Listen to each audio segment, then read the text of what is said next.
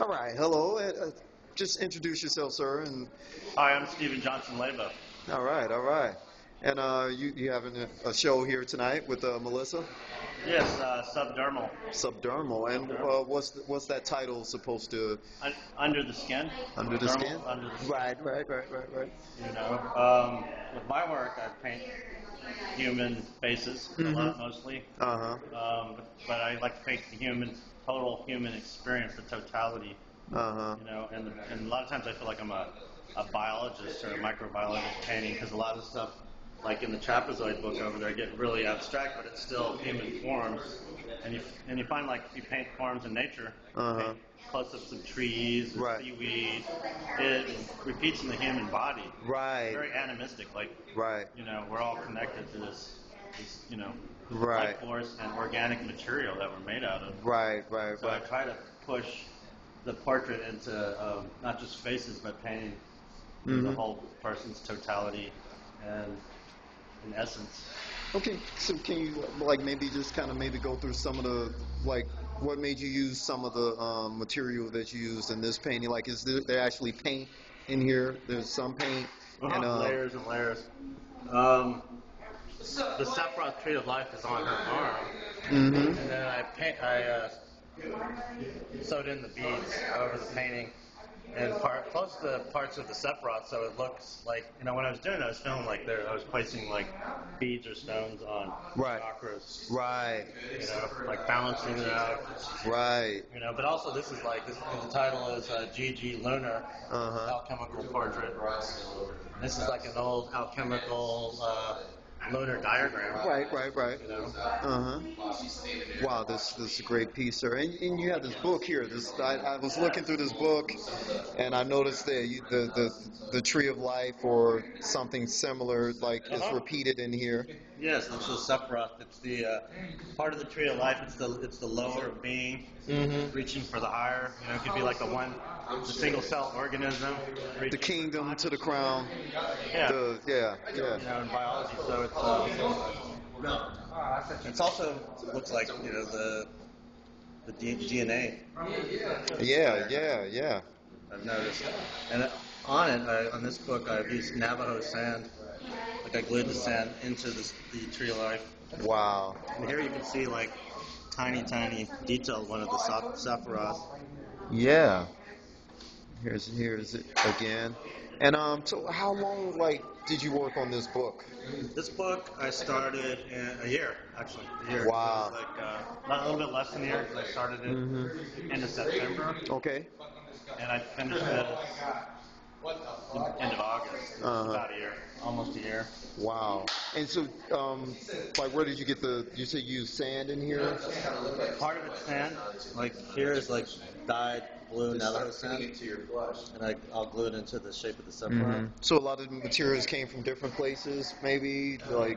Yeah, like a friend of mine gave me a coral, and he got this in Belize. Wow. Took a trip. What do you think of the artwork? Wow. What looks like blood splatters actually is blood. Is it yours? Yeah, it's my own blood. I use blood in all the paintings. Okay, yeah, I was talking to Melissa about how she uses blood and use condoms and things. Yeah, and a lot of people, they want to think that some kind of shock value or something, but they're not looking at, like, a lot of artists in the late 20th century dealt with the human body. Right. And it's like embracing the whole human experience. Right. We're in the 21st century, and people are like acting like, you know, the Victorian era in a lot of ways. Right. So you can't deal with bodily stuff.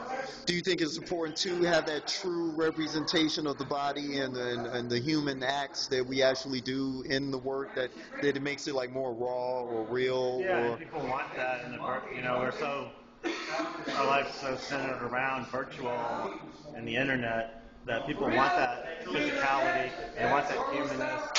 With art, they want art they can touch, like the book. You know, they want stuff that's human, because everything seems like so, you know, image oriented. You know, like everything on Facebook or marketing. You know, I call them internet superstars. Right. You know, where's the human? Where's the person? Right, right. That's good. You got a nice outfit, yeah. But who are you? Right. Seems like less and less people know who they are. Right. So when they see blood or something on a painting, part of the reason they may feel shocked or drawn to it is because it's something we all experience. Yeah, it is. Wow. So do you have any thoughts whatsoever about like this being on YouTube? Do you have any I mean, because is there any other way? How do you put your art out there, or how do you let people know about your art? Any means necessary. Like I'm not a Luddite. I'm not anti-technology, but Right. I'm anti-technology being the focus of your life. Right. It should be a supplement and not a focus. So I like to communicate. So I do. I have a Facebook page. I have a website. I communicate with people that are interested in my art, even if they don't like it. Right. Especially sometimes when they don't like it, if they have a legitimate argument. I want that interaction.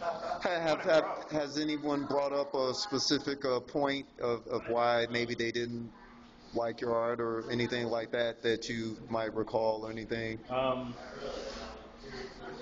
That's a good question. I mean, because your work looks like it's probably provoked a lot of, thought, or you've probably gotten some different reactions or responses. Like I was telling an artist friend, like a lot of people have said, well, if you lose the sexual